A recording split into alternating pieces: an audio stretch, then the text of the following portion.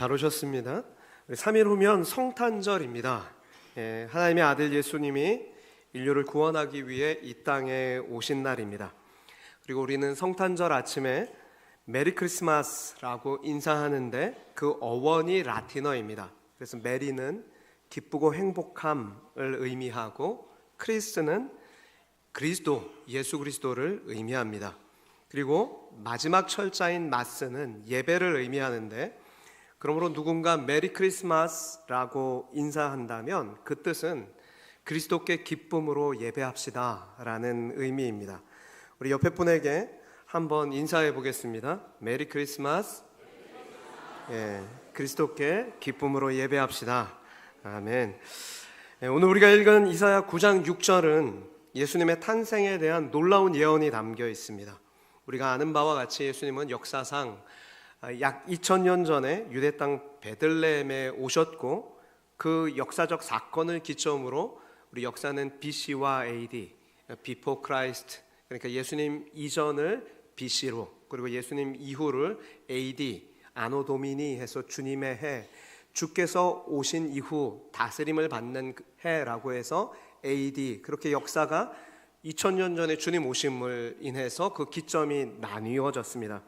그런데 놀라운 사건은 이렇게 주님이 약 2000년 전에 유대 땅 베들레헴에 오시기 전에 700년 전에, 그것도 선지자 이사야를 통해서 한 아기가 태어날 것을 예언하고 있다는 사실입니다.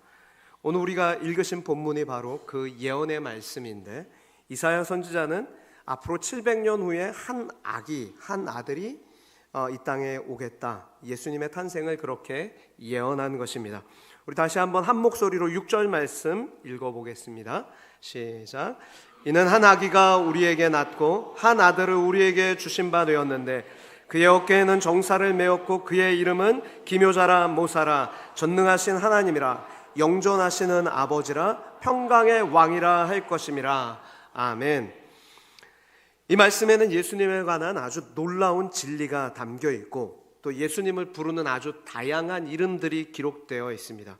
그리고 그 이름에는 우리 인류를 구원하기 위한 하나님의 계획과 사랑이 담겨 있습니다. 여러분, 자녀 이름을 지을 때 부모는 자녀의 이름에 자신의 꿈과 소망을 담아서 그 이름을 짓습니다. 물론 끝순이와 같은 이름도 있습니다. 1950년대 우리나라 이렇게 여성 이름 중에 끝순이라는 이름이 있는 것 같아요. 근데 그 아무 의미 없는 것 같지만 사실은 너가 막내다, 이제 아들이든 딸이든 그만 낳겠다는 부모의 계획이 담긴 이름입니다. 부모는 자녀를 향한 자신의 바람과 소망을 담아 이름을 짓습니다. 하나님도 마찬가지입니다. 성경에 보면 하나님께서 이름을 지어주시는 경우가 있습니다. 아브람에게는 아브라함, 열국의 아버지라는 이름을 지어줍니다.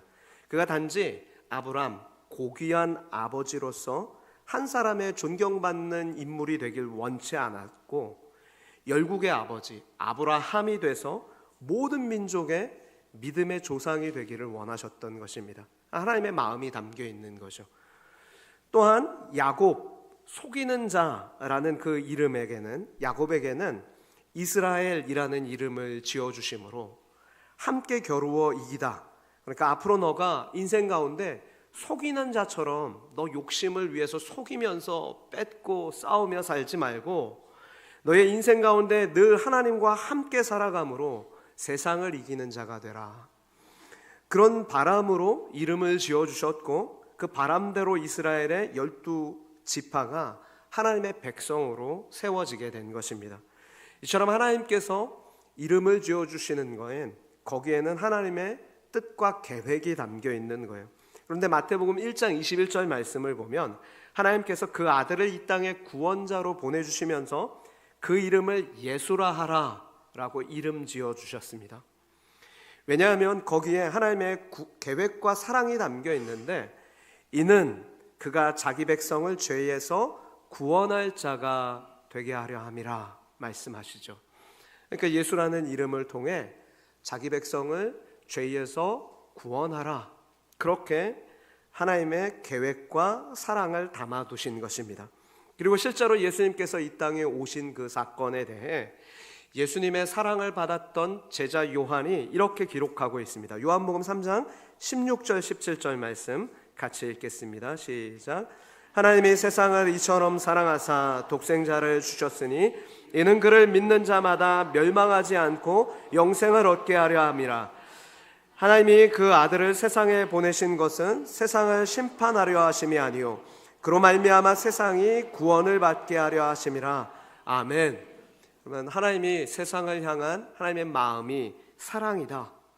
그리고 그 사랑으로 구원하기 위해서 그 아들을 보내주셨다라고 분명하게 밝히고 계시죠. 여러분, 하나님은 한 아들을 통해 자기 백성의 죄를 용서하길 원하셨습니다. 그래서 2000년 전에 예수님을 한 분밖에 없는 그 아들 예수님을 한 아기로 이 땅에 보내주셨고 십자가에서 우리를 위해서 그분이 죄를 짊어지고 대신 죽으셨어요.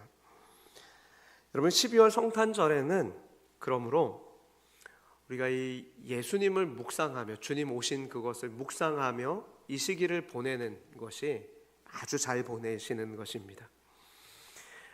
물론 12월 달은 연말 회식도 많고 쇼핑도 하면서 분주한 마음으로 이렇게 보내시는 분들도 있어요. 그거 뭐 꼭 나쁘다는 거 아니에요. 그렇게 하셔도 괜찮습니다. 그런데 그런 와중에도 우리가 정말 중요한 것은 이 12월 성탄의 계절에는 우리를 구원하시기 위해서 이 땅에 오신 예수님을 기억하고 그분을 묵상하며 보내는 것이 12월 이 성탄의 계절을 가장 잘 보내는 것입니다. 그러므로 오늘 그런 의미에서 오늘 이 예배에 하나님을 예배하기 위해 그 시간을 보내기 위해 오신 여러분은 그 시간을 가장 잘 사용하기 위해 이 땅에 오신 줄로 믿습니다. 우리 옆에 분에게 잘 오셨습니다 한번 인사해 주시면 좋겠습니다. 정말 잘 오셨습니다. 오늘 우리가 예수님의 본문에 담긴 좀 예수님에 관한 진리를 한 두 가지로 배우고 또 그 예수님의 진리를 경험한 사람들이 예수님을 다양하게 불렀던 그 이름들의 의미가 무엇인지를 배움으로 하나님께서 우리를 위해 행하신 일을 좀 깨닫고 그러므로 우리의 믿음이 좀 자라가는 그런 복된 시간이 되길 바랍니다. 먼저 우리가 믿어야 할 예수님에 관한 진리입니다. 본문은 두 가지를 이야기하고 있는데 첫째는 예수님은 완전한 하나님이면서 완전한 인간으로 이 땅에 오셨습니다. 본문 6절 말씀을 보면 이는 한 아기가 우리에게 낳고 한 아들을 우리에게 주신 바 되었으니 라고 말씀하죠. 우리가 주목하는 첫 번째 단어는 한 아기입니다. 여러분, 한 아기가 우리에게 낳았다는 말은 예수님께서 동정녀 마리아의 뱃속에 잉태되었고 10달 동안 그 뱃속에서 자라다가 한 아기로 태어났다는 의미입니다. 그러니까 예수님께서 한 아기로 태어나셨기 때문에 우리와 똑같이 여느 아기들과 똑같이 배고프면 울어야 했고 불편하면 울어야 했고 추우면 떨어야 했고 그렇게 사셨다는 거예요. 한 인간으로 온전히 사셨습니다. 그리고 또한 가난과 소외됨을 경험하셨습니다. 예수님 부자로 이 땅에 오지 않으셨습니다. 그분은 마국간에서 태어나서 십자가에 죽으셨습니다. 우리를 부욕해 하시려고 가난하게 되셨고 우리를 구원하시려고 십자가에 죽으셨어요. 그러므로 여러분 인생 가운데 살다가 내 인생이 참 고되다 생각되거나 어떤 욕심이 끊임없는 탐심이 여러분 마음 가운데 들 때 이 문장을 기억하시길 바랍니다. 예수님은 나를 구원하시기 위해서 마국간에서 태어나셨고 십자가에서 죽으셨다. 우리가 이 사실을 기억할 때 우리의 욕심을 비울 수가 있는 거예요. 여러분, 예수님이 가난하고 소외됨을 경험하셨어요. 그분이 자라셨던 가정은 목수의 아들로 가셨는데 거기가 얼마나 가난했던지 6월절에 속죄의 제사를 드릴 때 잡을 어린 양을 마련할 돈이 없어서 집비둘기와 산비둘기 새끼를 잡아서 그렇게 속죄의 제사를 드립니다. 가장 가난한 사람들이 드릴 수 있었던 그 제사를 드리는 것이죠. 그렇게 소외됨과 가난함을 경험하셨을 뿐만 아니라 늙고 병든다는 것이 무엇인지도 다 아시는 완전한 인간으로 이 이 세상 가운데 오셨습니다. 그러나 한 아들을 주셨다는 의미는 동시에 이 표현이 중요한데, 여기서 한 아들은 일반적인 사람의 아들을 가리키는 말이 아니라 하나님의 하나밖에 없는 아들을 의미하는 표현입니다. 요한복음 3장 16절에서 이와 같이 말씀하죠. 하나님이 세상을 이처럼 사랑하사 독생자를 주셨으니, 하나님의 한 아들을 우리에게 주셨으니 라고 성경은 아주 분명하게 예수님만이 하나님의 독생자다, 하나님의 한 아들이다 라고 말씀하십니다. 여기까지 얘기하면 이쯤에서 막 헷갈리는 분이 있어요. 아니, 예수 믿고 언제는 목사님 우리 보고 하나님 아들 됐고 하나님 딸 됐다더니 하나님이 독생자, 예수님만 독생자면 우린 뭐예요? 여러분은 양자십니다. 우린 입양된 거예요. 성경이 그렇게 표현하고 있어요. 로마서에 보면 우리가 하나님의 아들로, 자녀로 입양되었다라고 얘기하죠. 하나님의 유일하신 아들은 예수님밖에 없어요. 그런데 그분이 우리를 구원하시려고 이 세상에 오신 사건이 성탄절입니다. 그래서 우리가 메리 크리스마스 그렇게 인사하죠. 기쁘고 행복하게 예수님을 예배합시다, 그렇게 얘기하는 거예요. 여러분, 그런데 예수님은 어떻게 완전한 하나님이시면서 동시에 완전한 인간으로 이 땅에 오실 수 있었습니까? 하나님이면 하나님이고 인간이면 인간이지 어떻게 완전한 하나님이시면서 동시에 완전한 인간이 되실 수 있었습니까? 그것이 바로 동정녀 탄생의 이유입니다. 성경은 아주 명확하게 예수님이 동정녀 마리아에게서 나셨다 그러죠. 그 대표적인 두 구절만 소개하겠습니다. 이사야 7장 14절 말씀. 그러므로 주께서 친히 징조를 너희에게 주실 것이라. 보라, 처녀가 잉태하여 아들을 낳을 것이요 그의 이름을 임마누엘이라 하리라. 여기서 처녀라고 번역된 히브리어가 알마라고 읽는데 결혼 정년기의 처녀를 가리킵니다. 남자와 한 번도 성적인 관계를 맺어본 적이 없는 동정녀를 의미하는 표현이 이 히브리어 알마입니다. 한 번도 이렇게 남자와 잠자리를 갖지 않은 여인이 어떻게 자식을 낳을 수 있단 말입니까? 그죠? 이게 바로 기적인 거예요. 자, 그리고 마태복음 1장 18절에서 25절 말씀은 이 700년 전에 이사야가 예언했던 말씀이 어떻게 성취가 되었는가를 구체적으로 기록하고 있습니다. 마태복음 1장 18절에서 25절 말씀을 제가 읽겠습니다. 예수 그리스도의 나심은 이러하니라. 그의 어머니 마리아가 요셉과 약혼하고 동거하기 전에 성령으로 잉태된 것이 나타났더니 그의 남편 요셉은 의로운 사람이라 그를 드러내지 아니하고 가만히 끊고자 하여. 여러분, 왜 요셉이 가만히 끊고자 했을까요?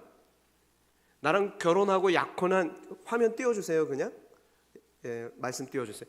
나랑 약혼한 이 아내가, 아직 아내가 아니죠, 결혼 안 했으니까, 약혼녀가 나랑 잠자리도 안 했는데 아이를 가진 거예요.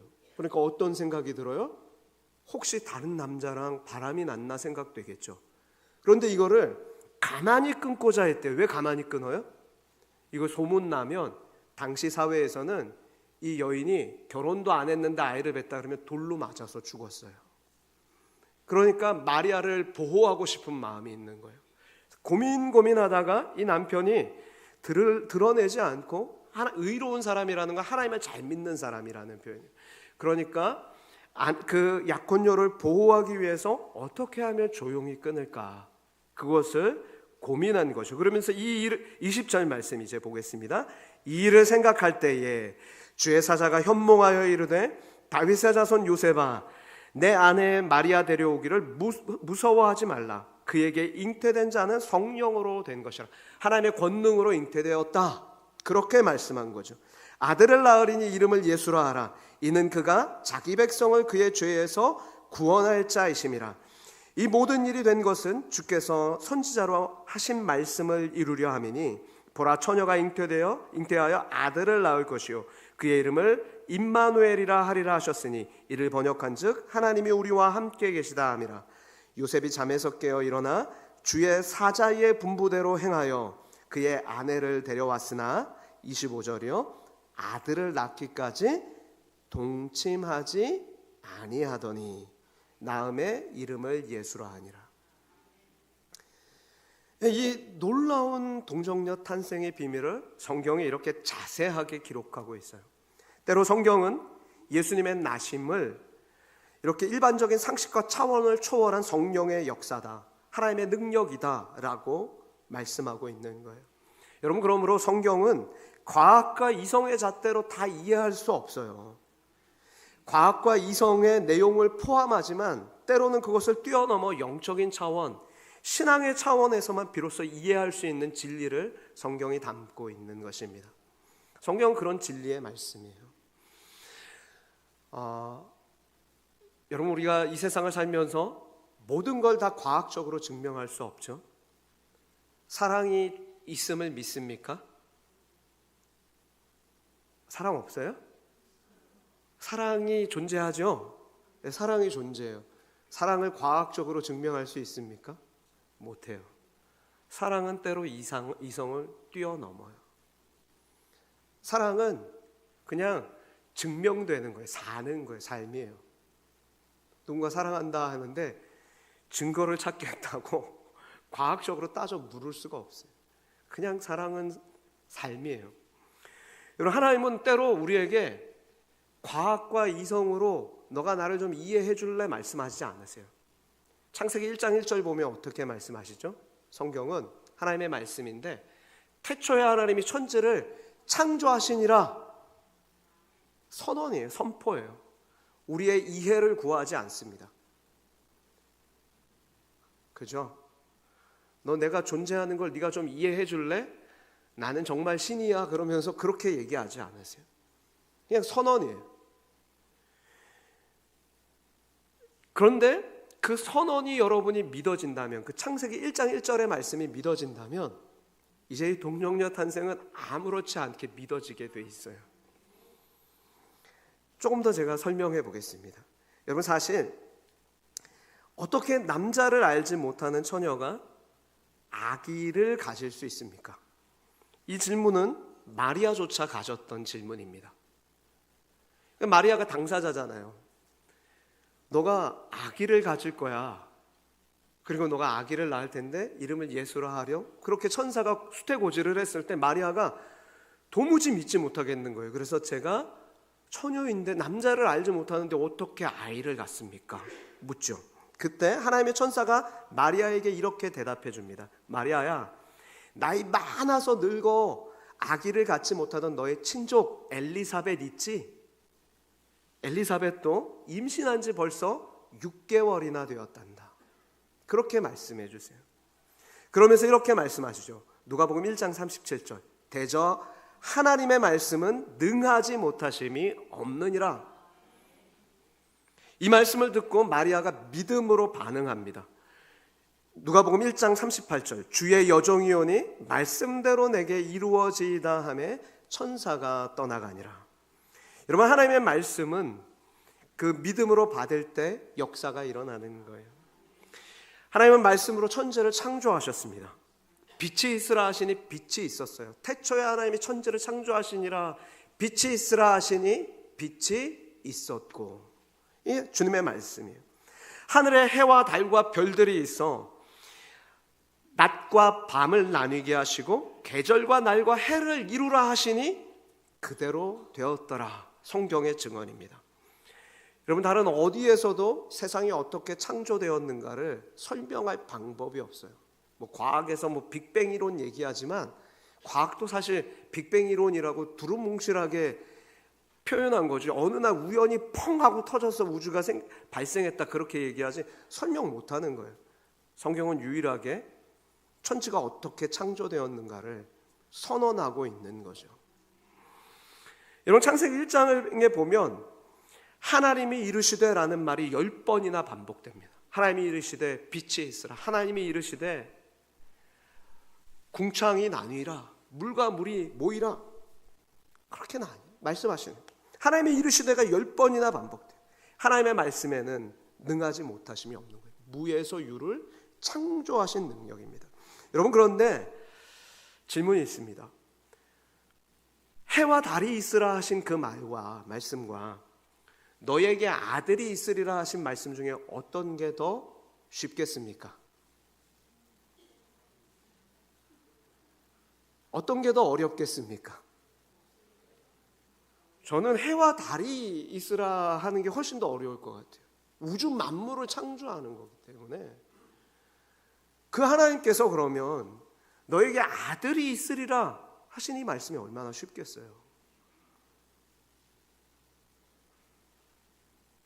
무에서 유를 창조하신 하나님의 전능하심을 우리가 믿는다면 우리도 마리아처럼 주의 여종이오니 말씀대로 이루어지이다 라고 응답할 수 있는 거예요. 그 믿음을 가질 수 있는 거예요. 그러면 역사는 우리 삶 가운데 일어나는 것입니다. 그러므로 동정녀 탄생에 있어서 바른 질문은 어떻게가 아니라 왜입니다. 왜 예수님은 완전한 하나님으로서 완전한 동정녀 마리아에게 나심으로 완전한 인간으로 오셔야 했습니까? 왜냐하면 하나님은 우리의 구원의 다리가 되기 위해서요. 예수님이 우리에게 이 땅에 오신 목적은 마태복음 1장 21절과 23절에서 찾을 수 있는데 자기 백성을 죄에서 구원하시고 임마누엘 곧 우리와 함께하기 위해서 이 땅에 오신 거예요. 그런데 여러분 구원의 다리가 되려면 김포대교에서 우리 한강 이렇게 쭉 저 남쪽까지 연결된 다리가 한 32개가 있다고 해요. 그런데 모든 32개의 다리의 공통점은 이 끝에서 저 곳으로 연결된 거죠. 다리 한쪽이라도 연결이 안 되면 다리예요, 다리가 아니에요? 다리가 아니죠. 예수님이 구원의 다리가 되셨다는 건 완전한 인간으로 이 땅에 오셔서 인간이 되셔서 인간을 대표해서 온전한 삶을 죄를 짓지 않고 하나님의 뜻대로 완벽하게 순종하는 그 삶을 살아내실, 그래서 예수님의 승리가 우리의 승리가 되도록 할 필요가 있었던 거예요. 마치 여러분 우리가 축구 경기에서 한일전 경기를 하면 축구 대표팀이 이기면 누가 이겼다 그래요? 대표팀이 이겼다 그래요? 우리가 이겼다 그래요? 우리가 이겼다 그래요. 싸우지도 않았는데, 그죠? 주님이 그 삶을 사신 거예요. 왜 성경은 모든 사람이 죄에 빠졌다 그래요? 한 사람이 죄를 범함으로 말미암아. 아담이 인류의 대표로서 하나님과 맺었던 계약을 파기하고 불순종함으로 죄에 빠졌기 때문에 모든 인류가 그 다음부터는 죄에 빠져서 마음 가운데 시기와 질투와 염려와 불안과 이런 질병과 같은 이 타락한 세상 속에 살게 됐는데, 예수님께서 다시 인류의 대표로 오셔서 그래서 그 모든 삶을 첫사람 아담이 실패했던 삶을 온전하게 살아내심으로 완벽하게 주님의 말씀에 죽기까지 하나님의 말씀에 순종하심으로 그래서 승리의 삶을 사셨던 거예요. 그리고 십자가의 죽으심으로 죄의 삭슨 사망이라고 하셨던 우리가 그렇게 살지 못했던 죄에 대해서는 값을 치르시고 그 대신 본인이 완벽하게 사셨던 그 의로움을 우리에게 전가시켜 주신 것입니다. 맞바꿔 주신 거예요. 그래서 십자가는 그 사건인 것입니다. 우리의 죄를 짊어지시고 주님의 의로움을 대신 맞바꿔 주신 사건이 십자가 사건인 거예요. 그러기 위해서 우리 죄를, 자기 백성을 죄에서 구원하시고 함께하기 위해서 이 땅에 오신 것입니다. 여러분, 이것을 우리는 기억하셔야 돼요. 어떤 분들은 착각해서 이렇게 묻습니다. 하나님 사랑이시라며 왜 자기 아들을 십자가에 못 박아 죽였어? 우리의 죄 때문에 그렇다니까요. 뭐 사랑이시라며 그러면 죄 있어도 막 끌어안으셔도 되는 거 아니야? 그럼 공의가 아니잖아요. 여러분 한번 쉽게 한번 생각해 볼게요. 제가 아주 초등학교 수준으로 한번 내려가 보겠습니다. 만약에 집에서 여러분이 키우는 강아지 이름이 덕구예요. 너무 사랑해서 평소에 이렇게 사랑한다고 막 끌어안고 막 쓰다듬고 뽀뽀도 하고 그러는 강아지인데, 이 강아지가 밖에 산책 나갔다가 온갖 더러운 것이 묻습니다. 그러면 방에 들여오기 위해서 무엇을 해야 합니까? 목욕을 시켜야 돼요. 반드시. 개똥도 묻고 온갖 더러운 때가 잔뜩 묻었는데 난 널 사랑해 하면서 자기 방으로 그냥 데리고 들어가서 끌어안고 뽀뽀하고 함께 잘 사람이 있습니까? 여기서 아무도 없습니다. 사랑하기 때문에 더러운 것을 씻어내고 함께 있기 위해서 그렇게 하는 거예요. 마찬가지로 거룩하고 죄가 없으신 하나님이 우리를 사랑하시지만 우리와 함께 하기 위해서는 반드시 죄 문제가 해결되어야 했고, 그래서 예수님이 우리의 죄 문제를 해결하기 위해서 인간으로 오셔서 그래서 십자가에 죽으신 거예요. 여러분, 동정녀 마리아에게 나시기 사건이 아니면 인간으로 오셨다는 걸 증명할 비결이 없어요. 예수님이 부활 승천하셨을 때 구름 타고 하늘로 올라가셨죠. 그런데 마치 그 모습 그대로 오실 수도 있잖아요. 주님이 그냥 2000년 전에 구름 타고 모든 사람이 지켜보시는 가운데 하늘에서 천군 천사가 나팔을 불면서 주님 오시는 걸 다 목도하도록 해가지고 오실 수도 있었어요. 그러면 모든 사람들이 아마 저분은 정말 참 하나님이시구나 그러고 그 앞에 경배했을 거예요. 그러나 그분이 인간이라고 그분을 향해 인간이 되셨다고 할 수 있겠습니까? 할 수 없어요. 인간의 몸을 통해서 오셔야지만 완벽한 인간인 거죠. 그래서 동정녀 마리아에게서 태어나신 거예요. 그리고 그분은 한 아들, 하나님의 유일한 독생자이신 거예요. 그래서 이쪽 끝과 저쪽 끝, 인간과 하나님을 완벽하게 연결할 수 있는 분으로 중보자로, 유일한 중보자로 이곳에 오신 것입니다. 여러분, 하나님의 자녀가 어떻게 이 땅에서 살아야 하는가 그분은 몸소 실천해 보이셨고 죽기까지 순종함으로 하나님께 영광 돌리는 삶을 사셨습니다.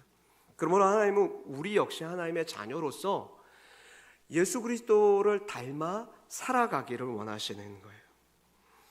십자가에서 주님이 우리에게 쏟으신 그 보혈은 우리의 죄를 우리의 모든 부정한 것을 맑게 씻으실 뿐만 아니라 우리로 하여금 하나님의 말씀을 지키며 살아갈 능력도 더하여 주십니다.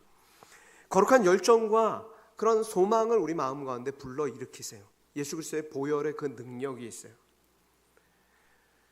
그래서 로마서 3장 23절에서 25절 말씀 같이 한번 읽기를 원합니다. 로마서 3장 23절에서 25절 말씀입니다. 함께 읽겠습니다. 시작.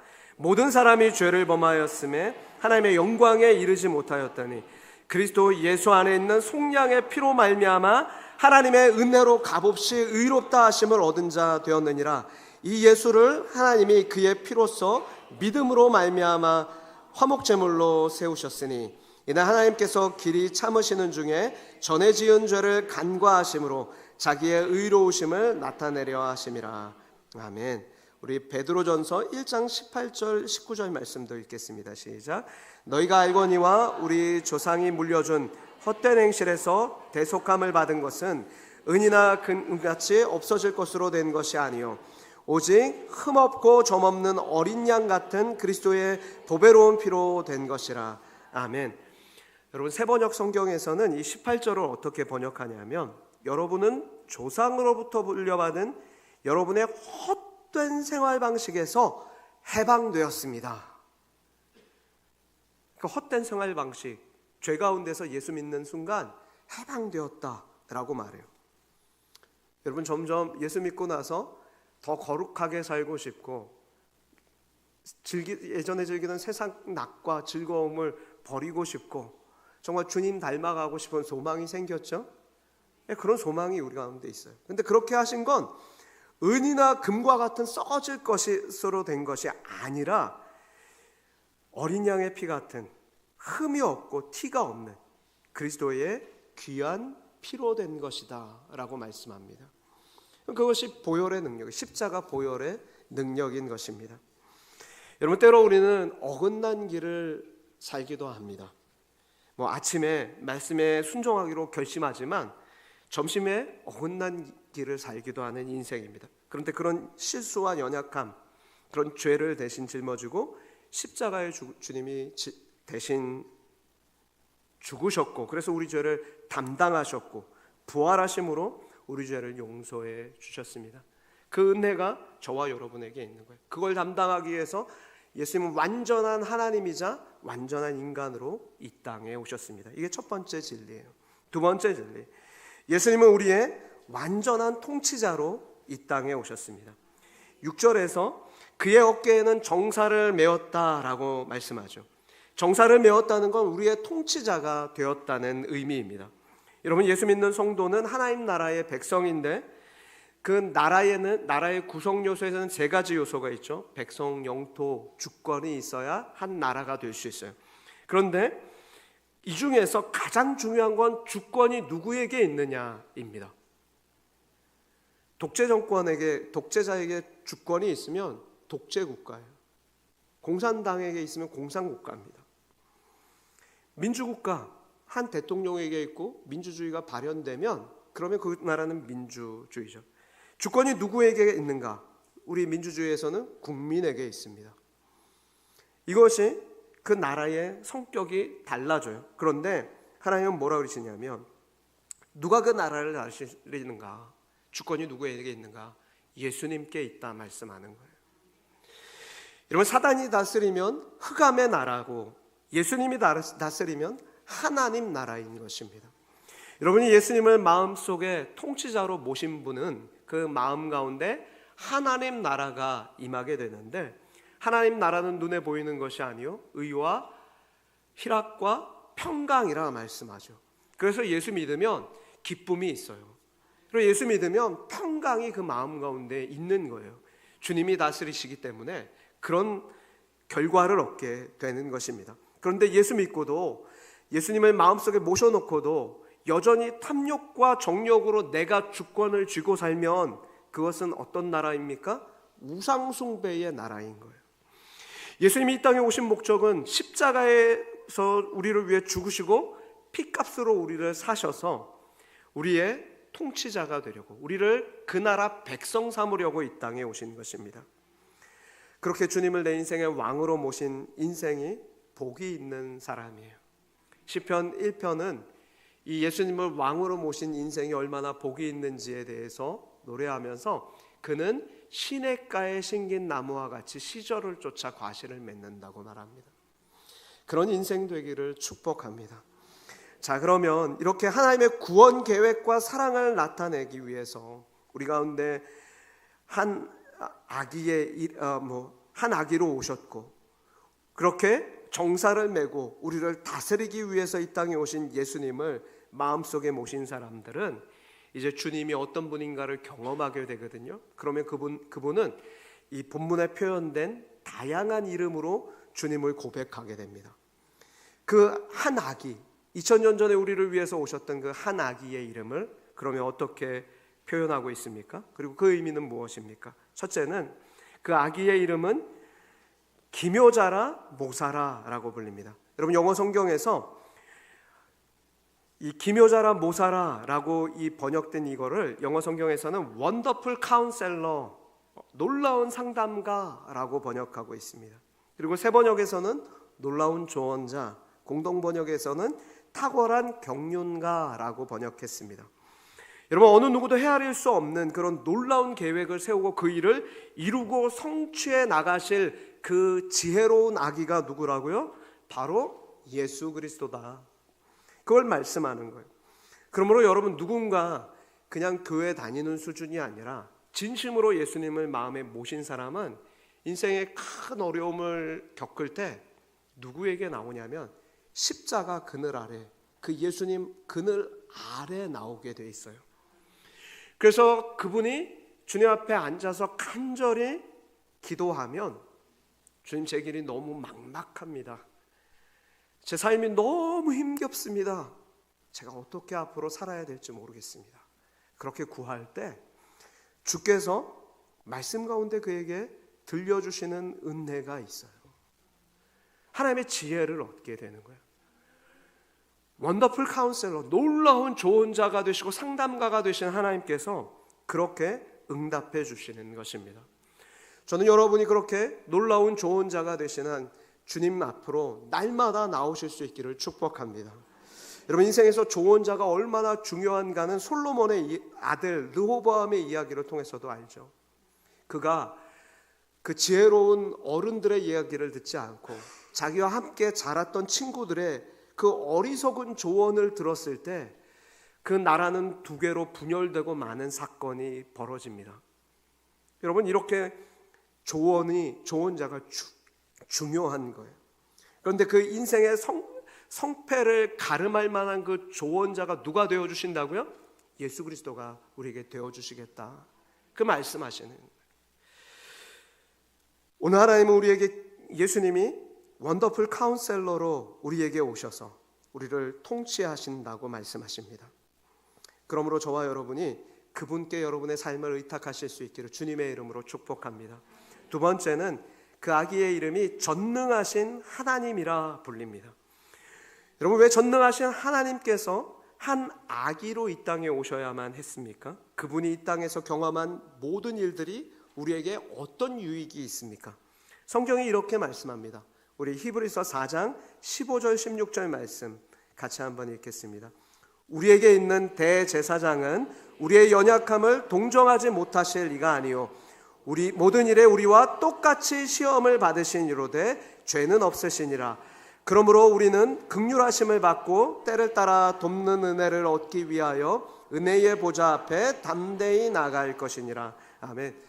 여러분, 예수님이 이 땅에 오셔서 똑같이 우리와 몸을 입고 있었기 때문에 추우면 추위를 느끼셔야 했고 배고프면 배고픔을 느끼셔야 하면서 우리의 연약함을 다 체험하신 거예요.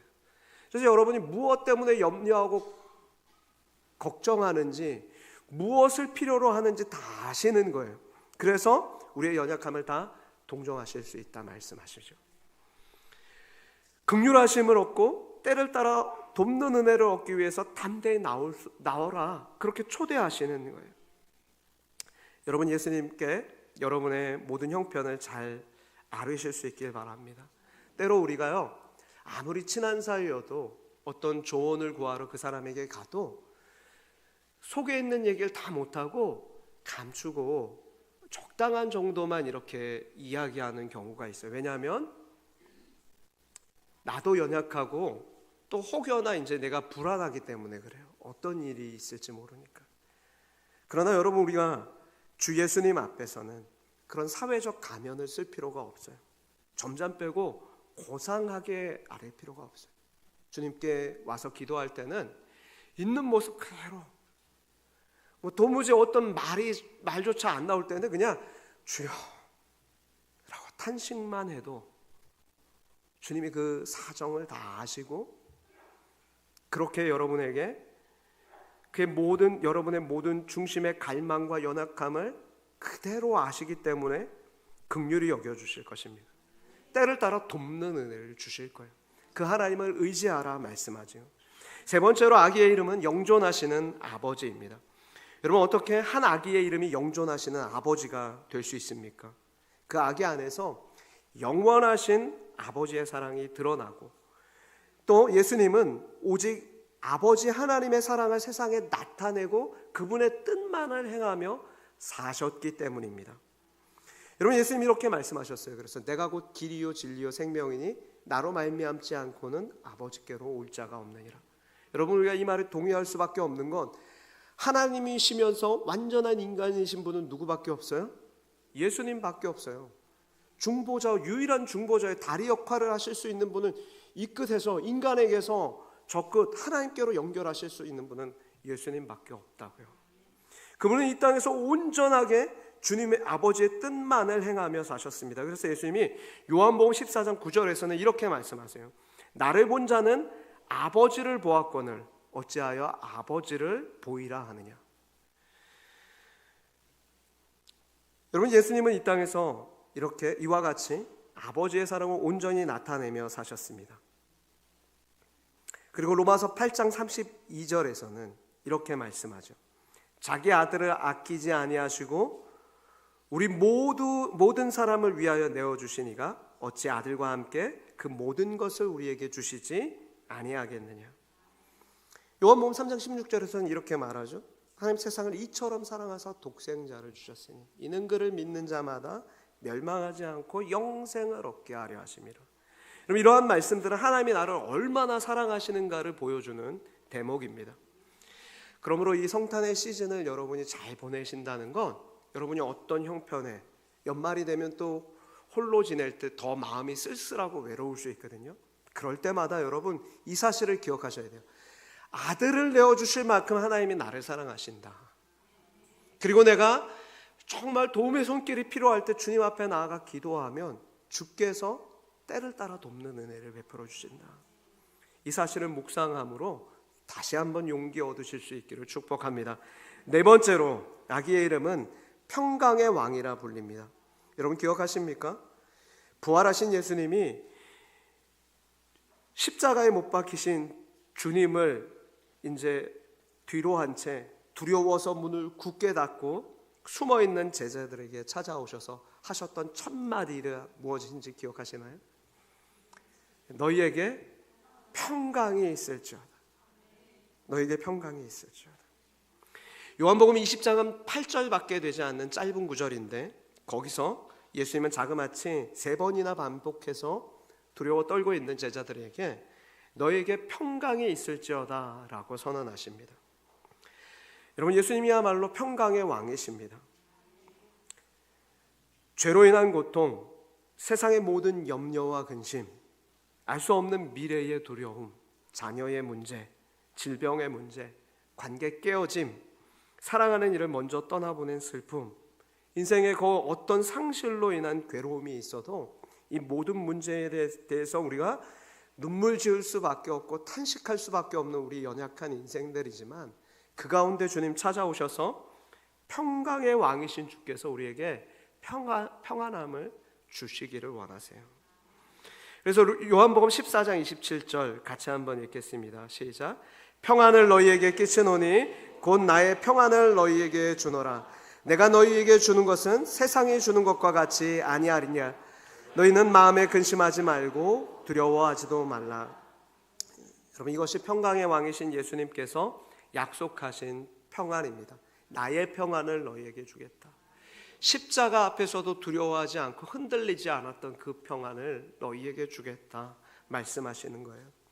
여러분 우리가 주님 주신 이 평강을 누리게 하시려고 예수님께서 십자가에 고난 받으셨다는 사실을 잊지 마십시오. 이사야 선지자는 이 사실을 이미 700년 전에 이사야 53장 5절에서 이와 같이 예언했습니다. 같이 한번 그 말씀 읽겠습니다. 시작. 그가 찔림은 우리의 허물 때문이요 그가 상함은 우리의 죄악 때문이라. 그가 징계를 받음으로 우리가 평화를 누리고 그가 채찍에 맞음으로 우리가 나음을 받았도다. 아멘. 그러므로 우리가 이 성탄의 계절을 보내면서 나를 구원하기 위해 이 땅에 오신 예수 그리스도를 깊이 묵상하며 보내십시다. 2000년 전 갈보리 십자가에서 주님은 우리의 죄악과 허물 때문에 채찍 맞으시고 징계 받으심으로 우리가 나음을 입고 평화를 얻게 되었음을 믿으십시오. 그리고 그 평강의 왕이신 예수님을 인생의 왕으로 모시어드리면 그러면 그는 정말 인생의 모든 순간 가운데 주님의 놀라운 지혜와 조언을 얻으며 그렇게 담대하게 살아갈 은혜를 누리게 될 것입니다. 그런 저와 여러분 되시기를 주님의 이름으로 축복합니다. 하나님 아버지 감사합니다. 죄인인 우리를 구원하시기 위해 2000년 전에 주님의 한 아들 예수 그리스도를 한 아기로 이 땅에 보내주신 그 은혜에 감사합니다. 하나님 그 은혜를 감사하고 축하하며 예배하기 위하여 우리가 하나님이 성탄의 계절을 보냅니다.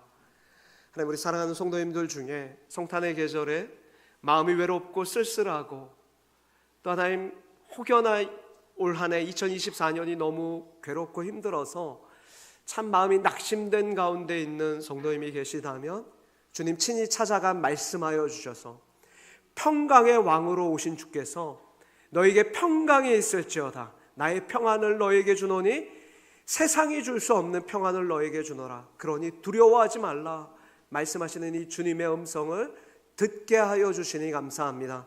다시금 용기 내어 하나님 살아갈 힘을 얻게 하여 주시고 주께서 주시는 지혜와 조언과 능력을 힘입어서 하나님 올해보다 내년에 더 발전하고 하나님 이루고자 하는 모든 일들을 잘 이루어가는 우리 사랑하는 성사의 모든 성도님들 되게 역사해 주옵소서. 감사드리며 예수님의 이름으로 기도합니다. 아멘.